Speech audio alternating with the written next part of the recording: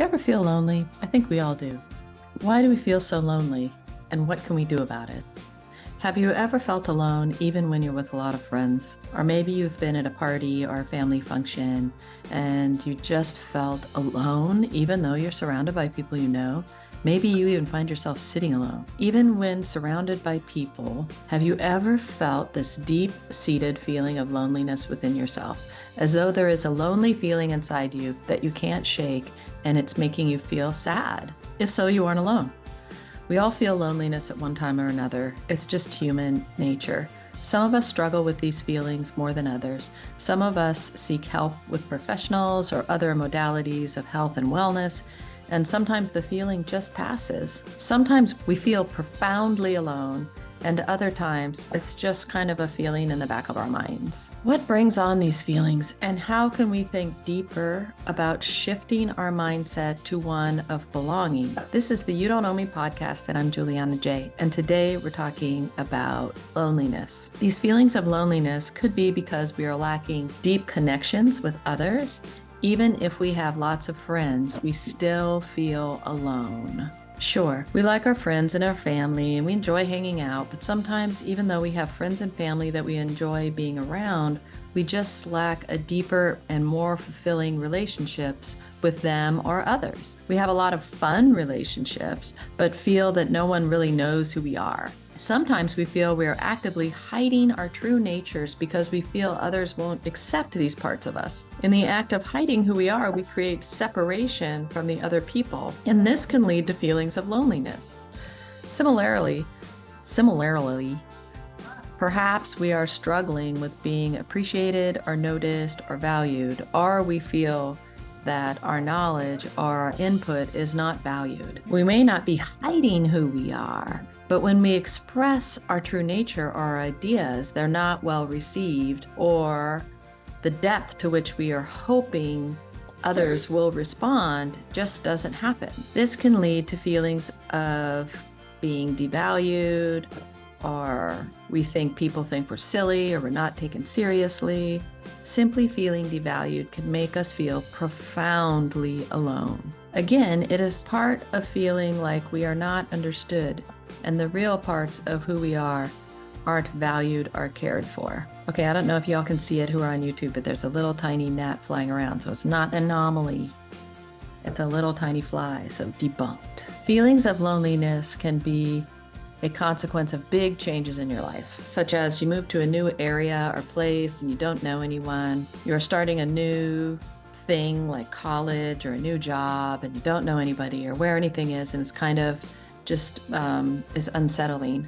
Or maybe you're experiencing a breakup or a falling out with somebody and you recognize the presence that's no longer there of those people. Or maybe you just feel like you've turned a corner somewhere in your life and now you're faced with a vast open space, and that can make you feel lonely. Loneliness may be a product of living alone after you've lived with others for a long time, or moving to a quiet neighborhood when you were once in the bustling city downtown.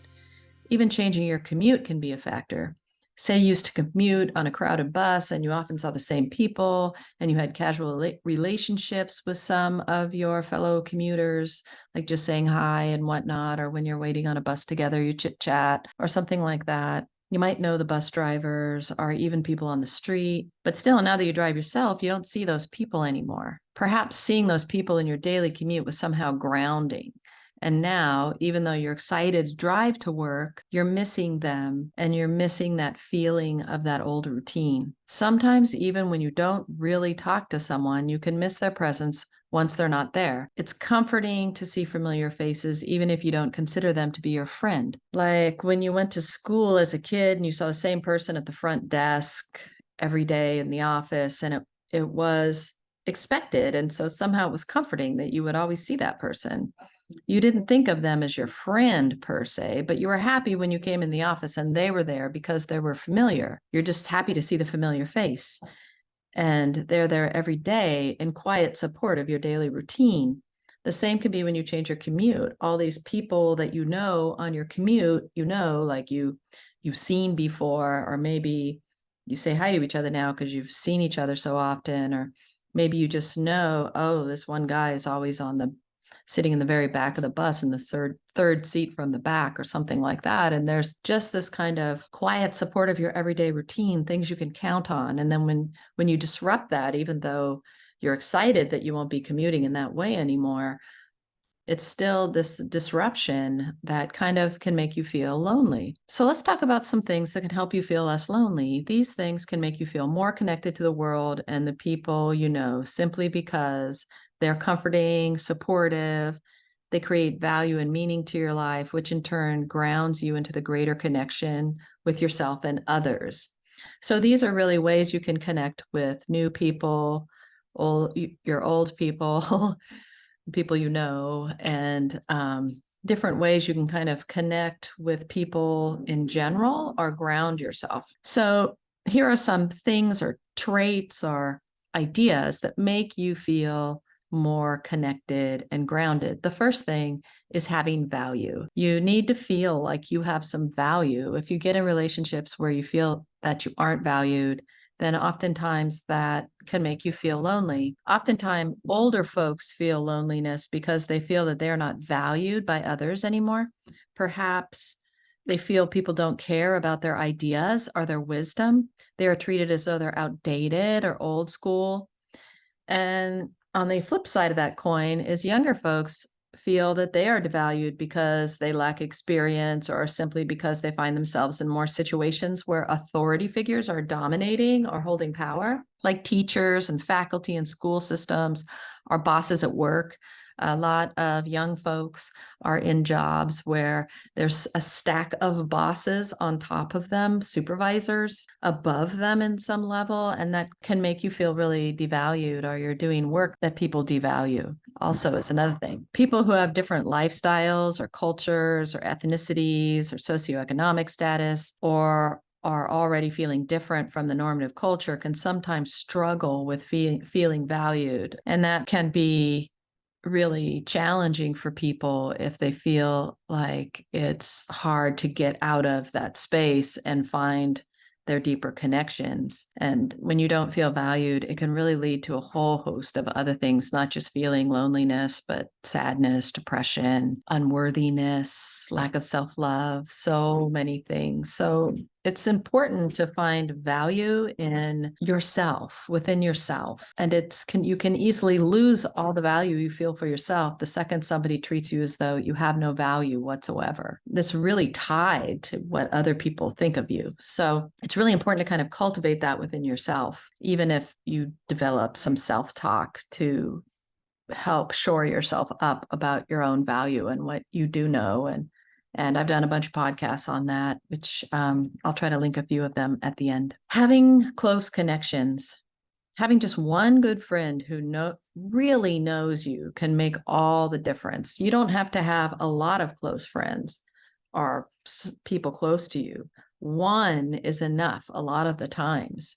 However, sometimes finding someone who you can share deep connections with is so challenging. It is hard to open yourself up to getting to know someone else. Often you are guarded and you don't let a relationship get deep. Sometimes we are shocked when friends or lovers fade away after years of knowing each other. This can sometimes be an outcome when the relationship becomes stagnant and a person is unwilling to deepen the bond with the other. There are many reasons not to deepen a relationship with somebody, but we also must be open to putting ourselves out there for the experience when possible and when the conditions are right. If you're constantly letting relationships get to a certain point, but then you're not letting them progress deeper, you could be losing those long-term friends or relationships simply because you've put a barrier up and you aren't going any deeper than that. And they are looking for a deeper connection. Feeling comfortable in your surroundings is also really important. Feeling safe, feeling cared for, even if the care that you're receiving is self-care, and having your basic needs met is very important. If you never know what is going to happen at any given moment, you train yourself to be in this constant state of fight or flight, and you can't deepen your experience with other people because you're always alert. You're always on the alert. You're always waiting for something bad to happen. So you're not deeply in the relationship at the moment just because you're not feeling comfortable in your surroundings. It's important not to be isolated. Even an introvert needs human connection. Some of us like more alone time than others, but being able to be with yourself and alone is really important overall. And especially for your mental health, just the ability to be by yourself and be okay with it is very important. But you need a balance. We are animals that need a social connection with one another. Balance your alone time with spending time with others. Share interests with others. Work on projects with people. Volunteer to get involved and join a meetup or join a group. Are ways to get out there if you've had a hard time kind of making connections and getting out of that aloneness time. Do a hobby with somebody else or volunteer for a project at work or something like that. Having friends that have time for you is really important. Nothing makes you feel more lonely than when you have friends who will blow you off when something better comes along, or are untruthful with you if they want to get out of hanging out with you. If you have friends like this, consider doing less with them and more with new friends or other people who treat you with compassion and kindness. Sometimes it's hard to get away from those friends who are treating you as a backup plan because that type of manipulation can be very powerful. You can start to really want to get their attention so that you can feel good, and it becomes this strange space to be in that eventually is going to lead you down a road of not feeling like you have value. When these things happen to you, notice it. And if it's a one-time issue, like say somebody had a problem, they double booked or something like that, and they didn't really realize it, that's okay. That's a human mistake. But if it's a pattern, you need to talk to the friend about it. If it continues, consider spending your valuable time cultivating new friendships. It isn't always easy to shift in this way, but it can be very fulfilling. And maybe, it's just the universe telling you it's time to start cultivating other relationships. Having a relationship with somebody who shares your interests and can be capable of having deeper conversations as your friendship deepens is really important. When you are in a relationship with an emotionally challenged person or someone who has a hard time with intimacy, it can be hard to progress the relationship forward. Identifying someone who just can't go deeper is important.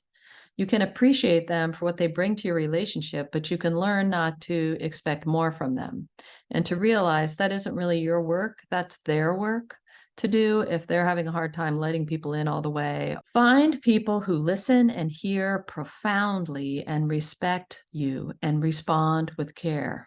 When you hang out with multitaskers who are texting or zoning out when you are with them, can make you feel very devalued over time. A relationship can get flat and one-dimensional that way. Again, talking to those people who aren't fully engaged is a good first step. Maybe they don't know that their behavior is translating that way, or maybe they're going through things and you don't even know, and they're just having a hard time being engaged because their mind is on their own problems. If the lack of engagement persists, then realize that is kind of a what you see is what you get thing. Enjoy what they bring to your relationship, but realize they can't go deeper. Again, if it's something that you are creating or contributing, then you need to look within yourself, but this might be some work they need to do on their own. When you share interests on a deeper level than just curiosity or because somebody else is doing it, when you are learning with people and growing as a person with others, you often feel deeply connected to them. So that's another way you can find connection. Even if the situation isn't the greatest thing that ever happened that you're bonding over, people can still make very close connections with others, even during shared trauma or pain. Being able to learn and grow and support one another, whether it's through a challenging breakup or a challenging situation you're having, or it's learning French or pottery. Growing together creates a close relationship with depth. All these things help to create deeper relationships, and deep connections are necessary in order to feel connected to others. When you feel lonely in a group, it's often because your connections are not as deep as you would like them to be, or you feel people don't know who you are or aren't paying attention. Others may have been through things with people and they have decided that they're going to be really guarded and not let people in. And that's a conversation you can have with those people, and you can help them and they can help you at the same time. But you may have been through things with another person, but if they haven't provided a safe space for you to be yourself, you'll always be worried about offending them or them getting angry at you. And if that's the case, you will never live deeply into the relationship because you have this fear of getting in trouble. So that kind of is another thing to look for when you're trying to make connections. It's challenging to be in a relationship where you feel like you kind of have to walk on pins and needles, or there's certain things you can't say to the person, or they'll get mad, or I mean, obviously we're all going to get mad at certain things people say. If it's become a situation where now the relationship is defined these sort of taboo topics we're not going to talk about, and they aren't necessarily things the person's struggling with, like, if somebody has really gone through a very hard time and they don't want to talk about it anymore, of course that's their right to say, I don't want to talk about this. But if you're in a relationship where there are so many topics you can't talk about openly with the person, you'll get to a point where you can't get any deeper in the relationship because there's so much you can't experience with one another in the regards of, I know somebody who doesn't want anybody around them that might be sad one day, and that makes it really hard because everybody's sad sometimes, but you can't be around them, so you have to either pretend you aren't sad or don't hang out with them that day, and that's becomes challenging in that relationship. And eventually people feel like they can't be themselves around that person because that person is saying you can be this, that, and the other, but you can't be 1, 2, and 3. This brings me the last thing that keeps you from loneliness is having a relationship built on trust, where you not only trust each other to come through, you count on each other, but you can also be real with each other. And this is hard. It's hard to find. This is a rare gem, but they're out there. Finding someone who'll let you be you, your flaws and all, is really hard, but it's so worth it when you find these people. It really is. And a lot of us feel lonely because we haven't found someone we can really be honestly and authentically ourselves with. We're always putting on various masks to fit in. Someone who doesn't think our ideas or beliefs are crazy or wacko, and someone who's okay with the fact that we are flawed human beings, we mess up sometimes, and that's okay. Those people are gems, and you'll find them, but you have to look. You have to cultivate that friendship so that you get to that place. Sure, we can't be downright challenging all the time with our flaws and being messed up and having problems and issues. We can't just be a mess 24/7 and expect somebody else to be constantly picking up the pieces. That's not what I'm saying. What I'm saying is, though, finding somebody who just gets you when it comes right down to it. The honesty is when you find somebody who just really gets you and is cool with it. All of us are not our best at all times, but we need to find folks that get that, who isn't holding us to a place of perfection all the time. We need to find those people, or be with folks who devalue our beliefs and viewpoints. We need to let go of those people who are devaluing our core beliefs, our viewpoints, but those who really accept that, even if it is slightly different. We've become kind of really separated in that regard, but it's not really doing us all a service. We need to understand that everyone's different and we're going to have different beliefs, and that's okay. But it's also important to find people who have similar core values and beliefs, because that allows you to have conversation that makes you go deeper. The crux of it is, I guess, finding those people who really pay attention, who really know you, who let you have a space where there's forgiveness, or you can be just create a hot mess one day, and that's perfectly fine. Finding those people who will really engage on a deeper level is really, really important.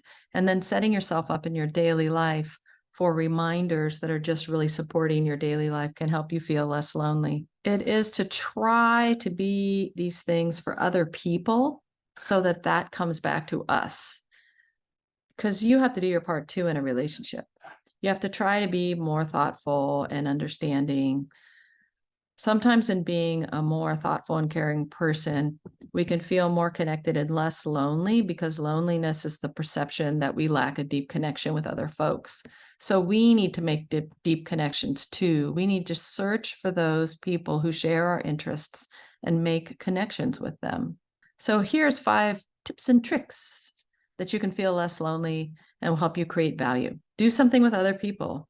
A project at work, joining a class or a workshop on a topic of interest, a book club, a writing group, volunteer for a beach cleanup, or a shift at an information booth for a nonprofit you believe in, or something like that. Do something that will bring you together with other people who have a similar interest or belief system or idea or value. Sit quietly in your home and think of all the people around you that are doing the same. If you live in a large apartment building, it's really fun to imagine what everybody's doing in their own spaces. But even if you live miles away from somebody, you can just imagine somebody else who is also sitting there doing the same thing you're doing. Close your eyes and imagine your neighbors silently reading a book on the couch, or making a cup of tea, or drawing, or working on doing exactly the same thing you are. Imagine all of you going about your daily business with a connection to one another. Other people are there, whether they're on the other side of the wall or they're 20 miles away. Other people are there doing exactly what you were doing or other parts of their daily life, and you are all connected to them. Do this for 5 minutes. Set a timer and just imagine all the people around you and your deep connection to them, and that they're doing the same thing you're doing. Set a timer and do that for about a week, and then up it to like 8 minutes and do the same, and then slowly increase the time to 10 minutes. Every time you feel lonely, do this little mini meditation of imagining people doing the same thing you're doing, feeling the same thing you're doing. Imagine, sometimes people will imagine, like some light comes out of their heart and goes and touches somebody else, and then you're connected. Whatever you think works for you, just take the time to do that. You'll be really shocked at how connected it makes you feel. If you're home by yourself and you're starting to feel like, just so lonely, go somewhere crowded. Go to the movies or a popular eatery. Go to a busy shopping street, a popular walking path, people watch. If you see someone wearing a shirt you like or a scarf you like, tell them so. If someone smiles at you, smile back. If someone says hi to you, say hi back. Practice acknowledging folks who come in and out of your consciousness. Practice being in community with others and feeling connected. And say to yourself, I am connected to all these people. We're all one. And just feel what it's like to be in that energy of others. Help others. Volunteer, as I said earlier, or hold the door open for somebody behind you. Practice all these small acts of kindness every day, day after day, throughout the day. Every time you see something, react, help others, and feel good about it. Just help others. That can make you feel connection in a very profound way. And number 5, practice being a friend, a lover, a beloved, a sibling, a parent, a child, or whatever you are.